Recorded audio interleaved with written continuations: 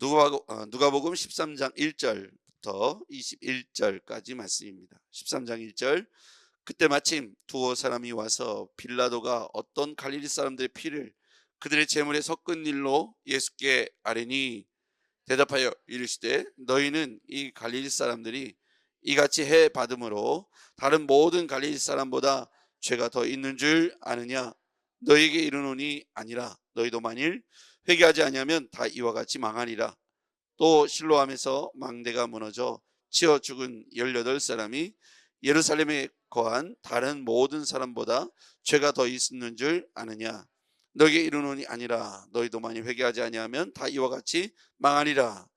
이에 비유로 말씀하시되 한 사람이 포도원에 무화과 나무를 심은 것이 있더니 와서 그 열매를 구하였으나 얻지 못한지라. 포도원지기에게 이르되 내가 3년을 와서 이 무화과 나무에서 열매를 구하되 얻지 못하니 찍어버리라. 어찌 땅만 버리게 하겠느냐. 대답하여 이르되 주인이여 금년에도 그대로 두소서. 내가 두릅하고 거림을 줄이니 이후에 만일 열매가 열면 좋거니와 그렇지 않으면 찍어버리소서 하였다 하시니라. 예수께서 안식일에 한 회당에서 가르치실 때에 18해 동안이나 귀신 들려 앓으며 꼬부라져 조금도 펴지 못하는 한 여자가 있더라. 예수께서 보시고 불러 이르시되 여자여 내가 내 병에서 놓였다 하시고 안수하시니 여자가 곧 펴고 하나님께 영광을 돌리는지라. 회당이 예수께서 안식일에 병 고치신 것을 분내어 무리에게 이르되 일할 날이 엿새가 있으니 그 동안에 와서 고침을 받을 것이요 안식일에는 하지 말 것이니라 하거늘. 주께서 대답하여 이르시되 외식하는 자들아 너희가 각각 안식일에 자기의 소나 나귀를 외양간에 끌어내어 이끌고 가서 물을 먹이지 아니하겠느냐. 그러면 18해 동안 사탄에게 매임받은 아브라함의 딸을 안식일에 이 매임에서 푸는 것이 합당하지 아니하냐. 예수께서 이 말씀을 하심에 모든 반대하는 자들은 부끄러워하고 온 무리는 그가 하시는 모든 영광스러운 일을 기뻐하니라. 그러므로 예수께서 이르시되 하나님 나라가 무엇 같까. 내가 무엇으로 비교할까. 마치 사람이 자기 채소밭에 갖다 심은 겨자씨 하나 같으니 자라 나무가 되어 공중의 새들이 그 가지에 깃들였느니라. 또 이르시되 내가 하나님의 나라를 무엇으로 비교할까. 마치 여자가 가루 소말 속에 갖다 넣어 전부 부풀게 한 누룩과 같으니라 하셨더라. 아멘. 오늘 이 말의 이 본문의 핵심 단어와 핵심 구절을 먼저 보겠습니다. 우리 3절 말씀을 한번 볼게요. 너에게 이르노니 아니라 너희도 만일 회개하지 아니하면 이와 같이 다 망하리라.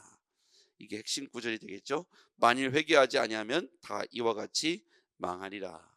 이게 핵심 구절이 되겠습니다. 여기서 핵심 단어는 회개이지요. 회개입니다.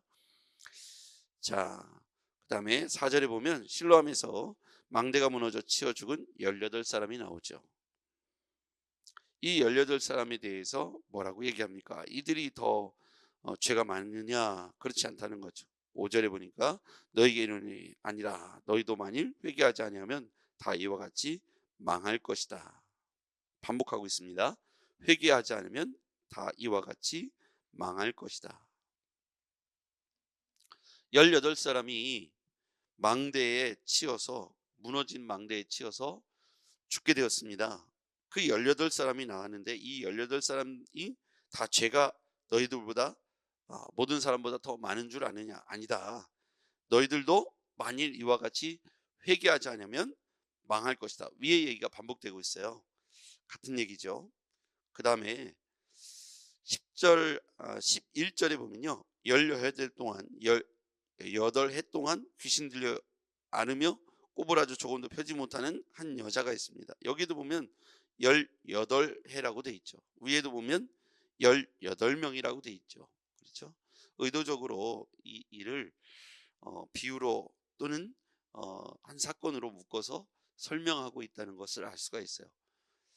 자, 그 다음에 이 본문의 핵심 단어 또 보겠습니다. 6절 말씀을 보면요. 이 비유로 말씀하실 때 한 사람이 포도원에 무화과 나무를 심은 것이 있더니 와서 그 열매를 구하였으나 얻지 못하였다. 그게 돼 있죠. 여기서 보면 열매라는 단어에 동그라미 적어 보십시오. 열매, 회개를 말씀하시더니 회개하지 않으면 망할 것이다. 이렇게 돼 있습니다. 그랬더니 열매를 구하였으나 얻지 못한 얘기를 합니다. 회개를 설명하는데 열매를 말하고 있는 거예요. 무화과 나무가 있는데 열매를 구하였으나 얻지 못하면 어떻게 한다는 것이죠. 포도원의 주인이, 포도원인데 무화과 나무가 심겨져 있어요. 포도원에 무화과 나무가 심겨져 있는 겁니다. 그랬더니 포도원지기에게 주인이 뭐라고 얘기하냐면, 농장주가 7절 포도원 주인에게 이르되 3년을 와서 이 무화과 나무의 열매를 구하였으나 얻지 못하니 찍어버리라. 어찌 땅만 버리게 하겠느냐. 찍어버리라에 동그라미 쳐보시죠. 자, 제가 동그라미 치라는 단어에 연결을 해보겠습니다. 회개, 열매, 찍어버리라. 이렇게 볼 수 있죠. 회개에 합당한 열매를 맺지 않으면 찍어버리라. 찍어버리라는 다른 표현은 뭐라고 하겠어요? 이것을 심판이라고 말할 수 있겠죠. 찍어버리라 옆에다가 심판이라고 쓰십시오. 자, 회개하지 않으면 망할 것이다. 회개하려면 열매를 맺어야 된다. 회개에 합당한 열매. 그 다음에 열매를 얻지 못하면 찍어버리라고 했어요. 3년이나 기다렸는데 3년마다 와봤는데 열매가 없으니 땅만 버린다. 찍어버리자. 여러분, 우리 하나님께서 우리에게 각자 포도원에 심겨진 무화과 나무처럼 우리를 이 땅에 콜링, 부르셨다는 사실을 기억해야 합니다. 하나님이 우리를 부르신 목적이 있어요. 뭐 하라고요? 열매를 맺는 거죠. 그렇죠? 각자에게 주어진 삶의 열매가 있습니다. 만약에 부르심에 합당한 열매를 맺지 못하면 포도원 농장주가 포도원 지기에게 명령하여 그 무화과 나무를 찍어버리라고 말한다는 거예요. 찍어서 불에 던지겠죠. 심판을 말합니다. 하나님께서 우리를 각자 부르심의 이유와 목적이 있습니다. 무화과 나무를 심은 주인의 목적이 있듯이요. 그 열매를 기대하고 심었는데 회개에 합당한 열매를 맺든 아니면 하나님이 우리 가운데 맡겨주신 사명의 열매를 맺든 하나님이 우리에게 중간 정산하시려 열매를 구하려 왔더니 3년이 지났는데 아무것도 맺지 못했어요. 찍어버리라는 거예요. 그런데 여기에서 보면 부르심에 합당한 열매를 맺지 못했을 때 찍어버리겠다, 심판하겠다 이렇게 말씀할 때 포도원 지기의 표정과 그의 행위를 보면 포도원 지기가 얼른 중재합니다. 그러지 마시고 금년에도 내버려 두십시오. 제가 걸음을 줘보겠습니다. 이후에도 많이 열매가 없으면 그때 찍어버리십시오. 이게 예수 그리스도의 마음이죠. 그렇죠? 하나님께서 예수님 보내서 이 땅에 회개의 복음을, 또 구원의 복음을 선포하시고, 그럼에도 불구하고 회개에 합당한 열매를 맺지 않으면 찍어버리겠다는 거예요. 당장 찍어버리라 그랬더니 조금만 더 말미를 달라는 거예요. 걸음을 주고 어떻게든 열매를 맺는지 좀 기다렸다가 그때도 없으면 찍어버리십시오. 이런 얘기를 합니다. 지금은 걸음을 주고 기다리는 시기이겠죠. 그러나 곧 찍어버릴 시기가 올 것이라는 겁니다. 그런 의미에서 지금 우리는 걸음을 주었으니, 즉 말씀이 우리 가운데 떨어졌으니 우리는 열심히 합당한 열매를 맺기 위하여, 삶의 열매를 위하여 우리의 삶에 말씀이 녹아져 말씀대로 살아내는 오늘 하루가 되었으면 좋겠습니다. 말씀만 듣고 가만히 있으면 안 되고 변화의 열매가 있어야 한다는 것이죠. 그 열매가 우리 안에, 예를 들자면 우리 가정에 내가 한 사람 믿었어요. 그러면 내가 믿어서 말씀대로 살아서 열매를 맺어야 하는 거죠. 나도 열매를 맺고 그들이 내 열매이기도 하고 그들도 또한 열매가 되어야 하는 것이죠. 열매 맺는 삶이 되어야 되는 것이죠. 변화가 일어나야 되고 세상이 바뀌어야 되는 것이죠. 그런데 우리가 무화과 나무로 심겨졌는데 어떠한 합당한 열매를 내지 못하면 그 나무는 쓸모없는 나무가 되어 심판에 이르게 된다. 그 얘기입니다. 자, 그러면서 어떤 사건이 또 이어집니까? 이 설명을 계속 하고 있습니다. 이 설명 가운데 먼저 18절 이하의 말씀을 먼저 보죠. 그러므로 예수께서 이르시되 하나님 나라가 무엇과 같을까 하면서 마치 채소밭에 심은 겨자씨 하나 같다. 나무가 자랍니다. 채소밭에 겨자씨를 심죠. 여러분 겨자나무 아시죠? 그런데 이스라엘의 겨자 채소가 있습니다. 채소밭에 심었어요. 그런데 이게 크면 엄청나게 큰 나무가 되더라고요.